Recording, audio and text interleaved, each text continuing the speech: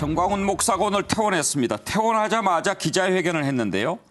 한 달을 줄 테니 그 안에 문재인 대통령 사과하라, 이런 내용의 발언을 했습니다. 뭘 사과하라는 걸까요?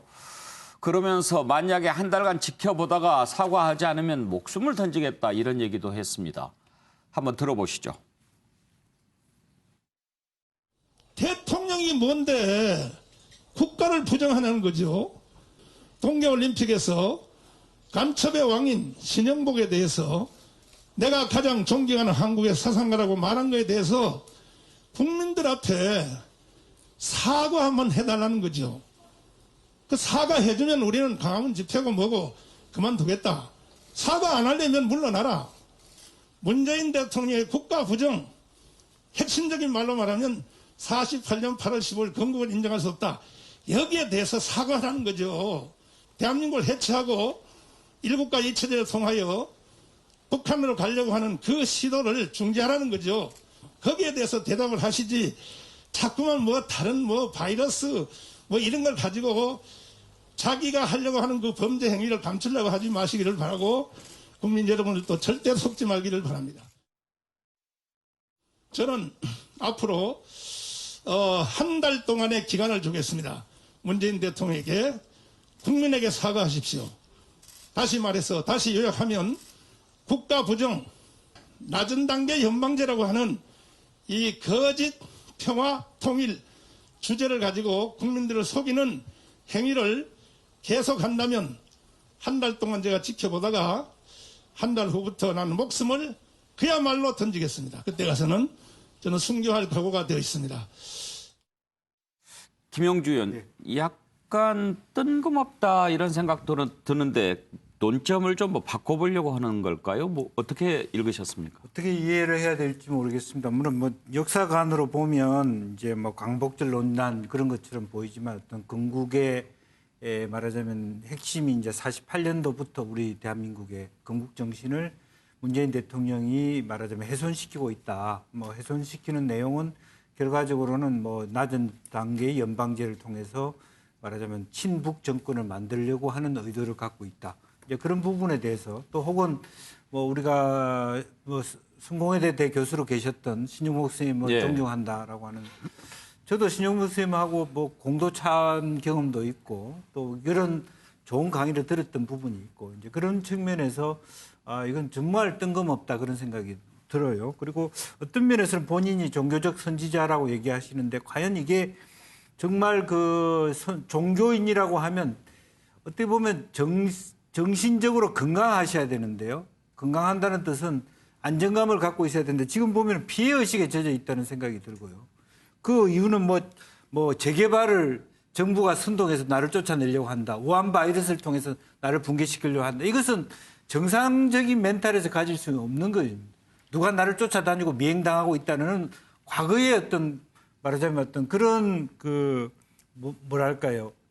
피해의식, 망령 이런 것과 관련되어 있기 때문에 과연 이분이 우리나라를 이끌어가는 주요한 종교의 말하자면 단체의 장으로서 역할을 할 수 있는 건지 지금은 아닙니다. 물러났습니다만은 실제로 참 이것을 우리가 국민들로서 어떻게 받아들여야 될지 모르고, 정말 한 달 뒤가 어떻게 보면 좀 어떻게 들릴지는 모르지만 저분이 한 달 뒤에 어떻게 하시려고 저런 말씀을 하고 계시냐, 말하자면 스스로가 순교자가 되겠다고 하시는데 참 답답한 노릇입니다. 그런데 신성범 의원, 지금 우리가 모든 발언 내용을 다 들어보지는 않았습니다만 지금 코로나 관련해서 얘기를 좀 해야 될 상황 아닌가요? 근데 초점이 좀 다른 데로 모아진 느낌이에요. 그러니까 말이죠. 그러니까 첫 마디를 짧게 사과를 했다 그래요. 예. 여러분께 많은 근심을 끼쳤는데 최소한 말을 했다 하지만 부족하잖아요. 이분의 극단적이고 편향적인 주장 때문에 비롯됐던 이 수많은 문제들, 8.15 집회라는 게 내용이 있다 손 치더라도 그게 결국은 전국으로 코로나를 확산시키는데 기여했다는 부분, 이게 악영향을 미쳤다는 부분 분명하고, 또한 마스크 쓰고 열심히 사회적 거리를 지켜오는 많은 사람들한테 저럴 수 있는 실망감을 준 대목에 대해서 분명하게 자기 잘못에서 사과를 먼저 하는 게 옳은데 저 뜬금없이 정치적인 탄압을 받는 것처럼 이렇게 하는 거예요. 제가 볼 때는 저 심리가 굉장히 좀 어떨까 궁금해질 정도인데, 그러니까 피해 망상도 좀 있는 것 같고, 어떻게 보면 자기가 정치 탄압받는 피해자, 순교자라는 표현 이런 게 지극히 좀 뭐 정상, 좀 의심스러울 예, 정도였죠. 예. 제 입장에서. 그래서 굉장히 좀 안타깝게 생각을 하는데, 또 한 달 후에 보자니까 또 기는 꺾인 거는 맞는 것 같고, 참 이상해요, 하여튼. 그런데 백순영 교수님, 지금 오늘 퇴원하지 않았습니까? 이제 치료 받고 한 2주 정도 됐는데 퇴원하면 이렇게 바로 오늘 마스크를 쓰기는 했습니다만 바로 이렇게 활동해도 됩니까? 지금 그 격리 해제 기준, 퇴원 기준이 상당히 완화돼 갖고서 예. 증상이 없어진 다음, 증상이 완화된 다음에 72시간 악화되지 않으면은 퇴원하게 돼 있거든요. 예. 그렇기 때문에 사실 바이러스를 갖고 있으면서도 퇴원할 수도 있어요. 그러니까요. 상황으로 초반에는 봐서는. 퇴원하고 근데 지금 격리하지 지금은 않았어요? 그 격리까지는 하지 않았지만 예. 사실은 그 이후도 2주간 정도는 자기가 격리하는 것이 관찰해야죠. 좋겠다, 관찰하는 것으로 하는데 지금 상황에서 보면 뭐 퇴원한 다음에 어떻게 하는지 또는 진단 검사를 하는지 안 하는지 이런 거에 대한 규정이 없기 때문에 예. 일단 격리 해제 그다음에 퇴원이라는 건 다른 병이 없으면은 이제 퇴원을 하는 것인데 퇴원한 후에 저런 행동을 한다고 그래서 뭐 방역 면에서는 저것을 뭐라고 규정상으로는 아무것도 없기 때문에 예. 저것을 뭐 반대하거나 비난할 이유는 없다고는 봅니다. 위험하다고 생각하지는 위험한 않으십니까? 것은 이제 모든 지금 격리 해제라는 것이 사실 생활치료센터에서도 그렇고요. 이 입원한 상태에서도 격리 해제하는 경우에 있어서 사실 진단 검사를 예전에 2번씩 하게 돼 있었었는데 그게 너무 양성이 오랫동안 가기 때문에 병상이 비지를 않아서 효율적으로 사용하지를 못하기 때문에 여러 외국의 데이터들을 보면은 약 10일 정도 지나면은 바이러스가 있어도 감염력이 없다. 예. 이런 결론을 내고서 지금 이렇게 격리 해제 퇴원 규정을 마련한 것이죠. 예, 문재인 대통령의 사과를 요구하면서 이번에 자신이 코로나에 감염되고 또 입원하고 현재 그로 인해서 또 사랑제일교회 많은 확진자들 나오고 여러 가지 문제를 마치 정부가 어떤 의도를 가지고 한 것처럼 그렇게 얘기하는 부분도 있었습니다. 한번 들어보시죠.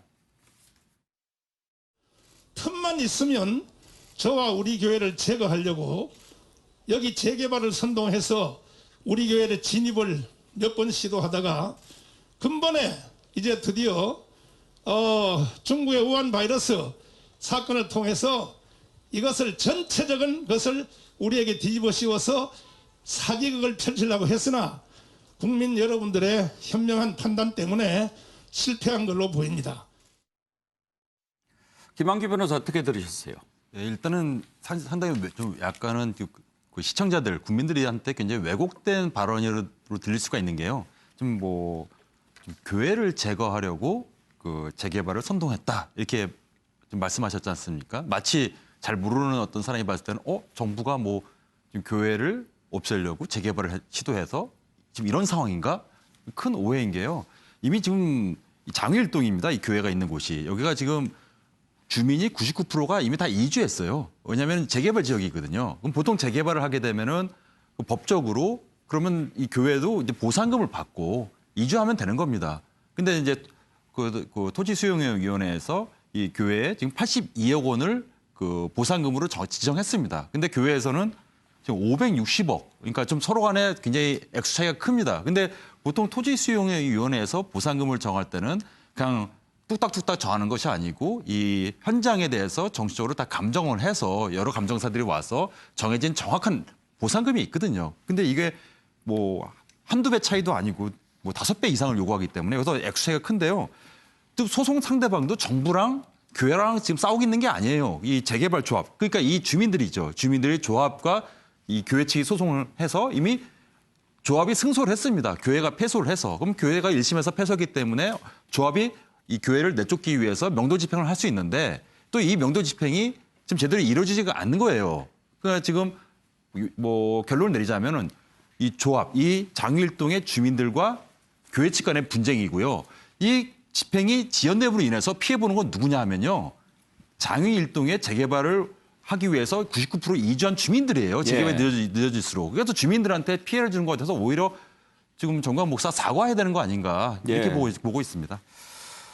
최경철 의원, 자신과 교회를 없애려고 한다. 이렇게 지금 주장하는 거란 말이에요. 시종일관 이분은 자신의 상대는 무조건 문재인 대통령입니다. 그냥 정부 여당도 아니고 집권 세력도 아닙니다. 무조건 문재인 대통령입니다. 그럼으로써 자신의 가치를 계속 끌어올리는 것이죠. 그러면서 국민들로부터 주목도를 이끌어냅니다.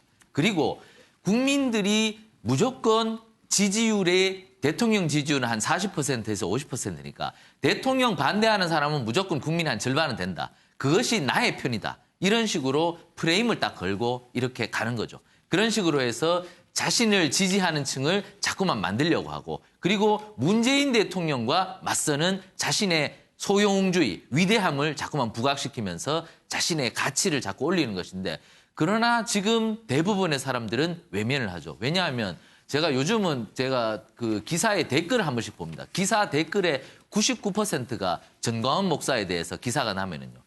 사회적 거리두기가 격상되고 나서 지금 많은 자영업자들이 장사를 못합니다. 엄청나게 많은 비난 댓글이 달리고 있습니다. 장사를 못해서 지금 자영업자들이 다 죽을 판인데 이 전광훈 목사는 오늘 나와서 그분들에 대해서 사과 한마디 없습니다. 정말 저 때문에 거리두기가 격상이 되고 그래서 많은 자영업자들이 9시만 되면 집에 가야 되는데 많은 사람들이 주머니가 비게 돼서 정말 미안하다. 이 한마디도 못하는 겁니다. 예. 양심이 과연 있는 것인지 정말 기사에 달린 댓글을 한번 살펴보기 바랍니다. 전광훈 목사는. 청와대 관계자는 오늘 전광훈 씨는 반성을 차치하고라도 최소한도 미안한 신용이라도 해야 하는 게 정도 아니냐. 적반하장도 정도가 있어야 된다라고 하면서 강도 높게 비판했습니다. 그리고 경찰은 오늘 전광훈 씨의 사택에 대해서 또 2차 압수수색에 들어갔는데요. 김한기 변호사, 경찰의 압수수색은 어떤 것을 지금 파악하기 위한 거죠? 이게 올해 2월 달에 있었던 신천지 사태랑 좀 비슷하게 가고 있습니다. 예. 처음에 이런 역학조사를 하기 위해서 그러면은 이제 이런 감염병 좀 의심이 되는 네. 그 대상들 명단이 있어야 되거든요. 그래서 이제 이 교회에 대해서도 명단을 처음에 요청을 했는데 이 명단에 많은 사람도 누락이 되거나 아니면 좀 잘못된 명단들이 있기 때문에 그 정부에서 재차 요구했지만 이거에 대해서 제대로 협조가 이루어지지 않았습니다. 그래서 이번에도 그 경찰에서 입장에서는 교회 내지는 사택에 압수수색을 진행을 해서 제대로 된 명단, 즉 명단을 요구하는 것은 결국은 그 어떤 이 감염병이 제대로 확산되는 걸 방지하기 위한 것이고요. 이 명단에 만약 거짓이 있거나 뭐 누락을 했으면 이거 역학조사 방해로 감염병 예방법에 따라서 처벌되고요. 그래서 신천지 측도 이미 뭐 상당수가 구속되고 처벌되지 않았습니까? 지금 재판 진행되고 있지 않습니까? 이 사랑제일 교회도 좀 비슷하게 좀 진행되지 않을까 전망합니다. 예. 정말 전광훈 목사가 나와서 지금 해야 할 일은 일단은 정말 전광훈 목사로 인해서 얼마나 많은 사람들이 확진 판정을 받게 됐고 또 인근까지 피해를 주게 됐습니까? 그런 부분에 대해서 정말 진정성 있는 사과를 했어야 되는 게 아닌가 싶은데요. 아직도 사랑제일교회 관련자들 검사를 받지 않은 사람들이 적지 않습니다. 현재 사랑제일교회의 교인 그리고 광복절 집회에 참석한 그 두 가지가 다 겹친 사람의 경우에 양성률이 31%나 됩니다. 그러니까 10명에 3명은 양성 판정을 받은 겁니다. 바로 이런 부분들이 문제가 되는데요. 관련 녹취를 들어보죠. 사랑제일교회 관련해서 최소한 25곳에서 이제 사랑제일교회하고 연관되어진 소규모 집단 감염이 지금 발생하고 있고 또 8.15 도심 집회하고 관련되어져서 종교시설만 보더라도 9개 이상 종교시설에서 그 집회하고 연결되어져서 감염병 확진자가 발생했습니다. 더불어 14개 시도에서도 도심 집회 관련되어져서 추가 전파자가 나온 상황입니다. 그래서 이 부분에 대해서 연관성은 있다고 생각을 하고요. 전광훈 목사의 보석 조건과 관련해서 모든 집회나 시위에 참여해서는 안 된다는 조건을 위반한 겁니다. 위반한 건 확실하죠? 지금 구체적인 그 대답을 하기는 좀 어렵지만요. 보석 취소 신청이 들어와 있기 때문에 해당 재판부에서 법과 원칙에 따라서 올바른 판단을 내리실 걸로 그렇게 생각을 합니다. 피고인 본인이 지금 코로나 확진 환자라고 하니까 재판부에서도 지금 여러 가지를 고려해서 아마 그 신문기 지정 여부를 결정하실 것 같습니다. 정광훈의 보석 조건은 위법한 일체 집회나 시위에 참가해서는 안 된다였습니다. 연설까지 했기 때문에 명백한 보석 조건 위반입니다. 검찰이 이미 지난 16일에 보석 취소 청구를 했습니다. 이 보석 취소에 대한 판단을 법원은 더 이상 미뤄서는 안 될 거라고 생각합니다. 김한기 변호사, 보석 취소 전망 어떻게 하십니까?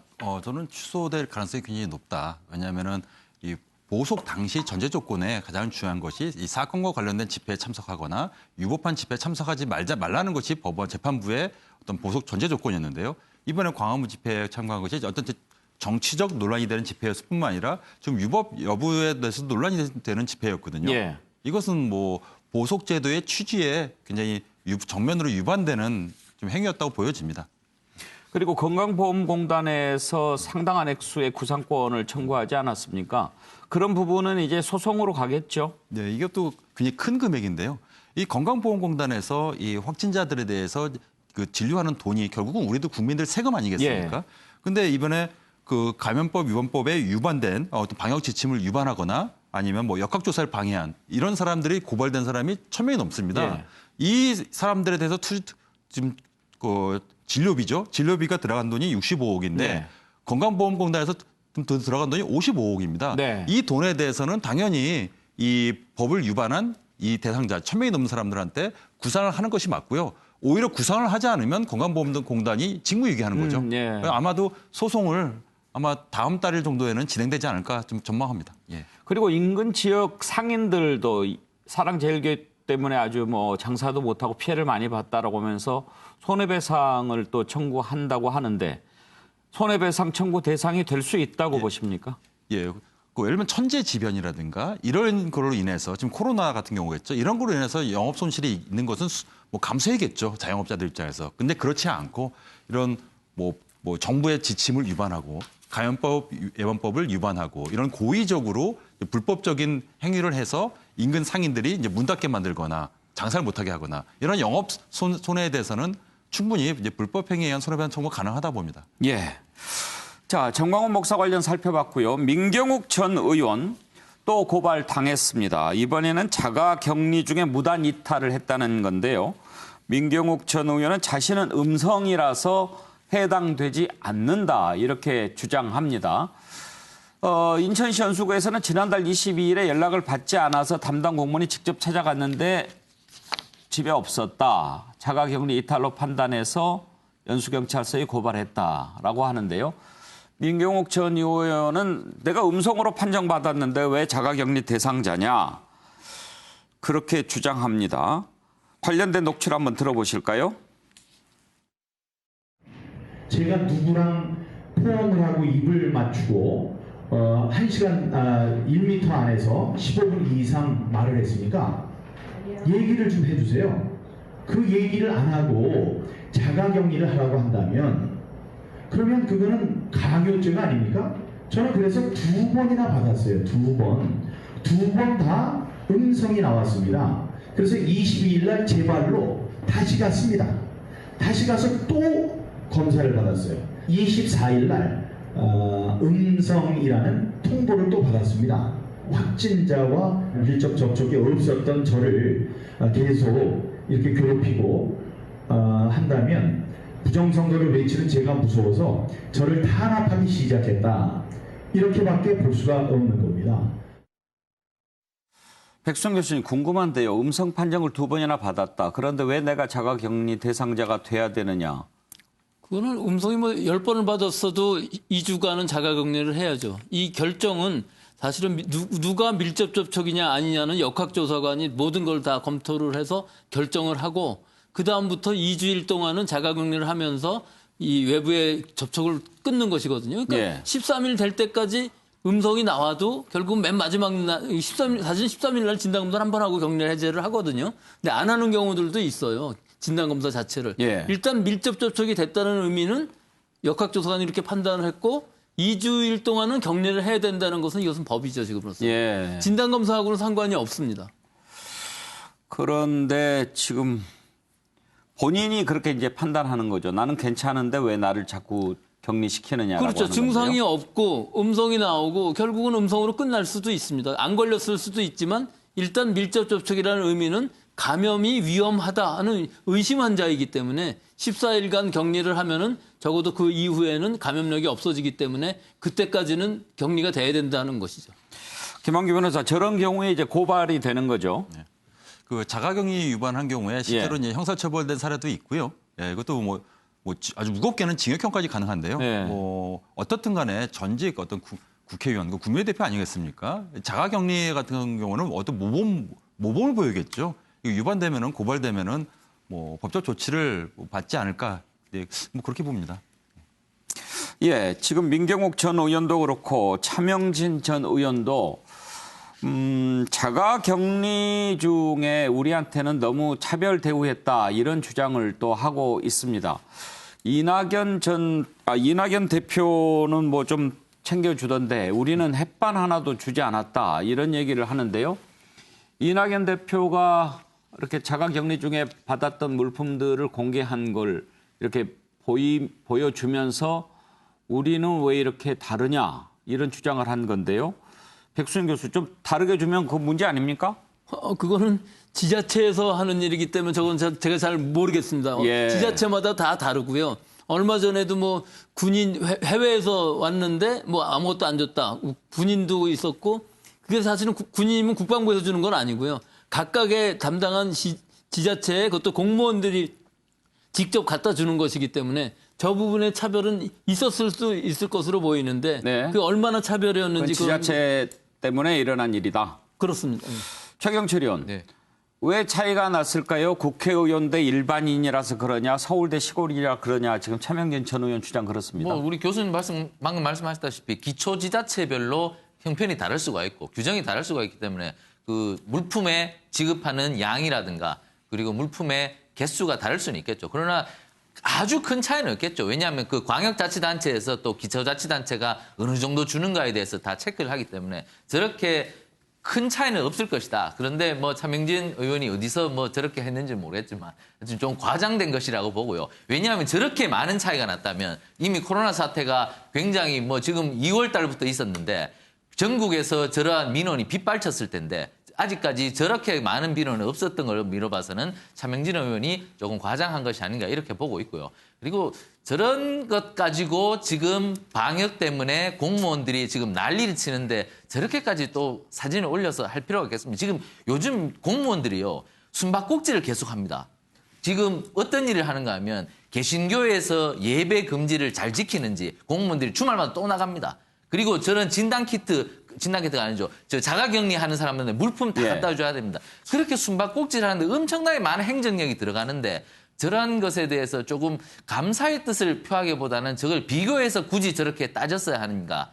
국회의원 하신 분으로서 조금 아쉬움이 좀 남습니다. 이제 민경욱 의원 부분에 대해서 좀 안타까운 게 예. 지난번에 새 차를 뽑아가지고 국회 옆에 세웠다가 딱지 붙은 거 있잖아요. 그거는 사실은 전직 의원이면 사실은 헌정에 세우면 그냥 그대로 들어가서 아무런 이유 없이 그 안전하게 차를 세울 그렇습니까? 수 있어요. 예. 그 유일한 뭐 전직 국회의원의 특권이군요. 특권이죠. 예. 이제 그런 부분이 등록하면 되는데 이번의 경우도 마찬가지입니다. 사실은. 그러니까 다른 사람 다 아는 건 자기만 모르는 거예요. 이주 격리한다는 거. 그러니까 그걸 갖다가 사실은 자기가 모른다라고 하는 것을 공표하는 거에 불과하다고 보여지고요. 왜 모르겠습니까? 자가격리 들어가면 다 규정도 그러니까요. 알려주고 그럴 텐데요. 그런데도 지난번에 그런 일, 차를 헌정에 세우면 되는데 옆에다 밖에다 세웠다 딱지 떼끼고 다른 사람 다 하는 자가격리를 자기 혼자 나는 안 해도 된다 이렇게 생각하는 거예요. 차명진 의원도 마찬가지입니다. 자기가 지금 청평으로 가서 가평보건소에서 말하자면 가평군이 주는 혜택하고 부천시가 주는 혜택이 같을 수가 없잖아요. 다 아실 만한 분들이 저렇게 하는 겁니다. 신성범 의원, 네. 뭔가 좀 불만이 많이 있는 거죠. 그게 저는 참 이렇게 참 많이 답답한 게 이게 좀 뭐 좀 진지한 게 없고 너무 좀 다 가볍게 이렇게 하는 이 대목에 대해서 저는 뭐 전직 의원 한 사람으로서 굉장히 좀 마음도 아프고 좀 진짜 말씀드리기가 좀 뭐 난감한 구석이 많습니다. 예를 들어서 아이고 다른 사람들 공감을 얻기가 어렵잖아요. 예를 들어 민의원도 이제 보면은 뭐 저하고도 일도 근무도 같이 했습니다만은 아이 음성으로 들어갔다가도 잘못되면 또 양손으로 바뀔 수 있기 때문에 2주 격리하는 게 당연한데 그걸 몰랐다. 본인은 이제 나는 음성인데 왜 자꾸 정부에서 나보고 이러느냐 이걸 정말 지난 총선 때 부정선거 이야기하니까 탄압하는 거냐 이런 식으로 하는 것은 좀 동문서답인 것 같고 차명진 의원님도 저런 식으로 하면 좀 가벼움의 극치를 보여주신 건데 예. 따로 드릴 말씀이 없습니다. 네.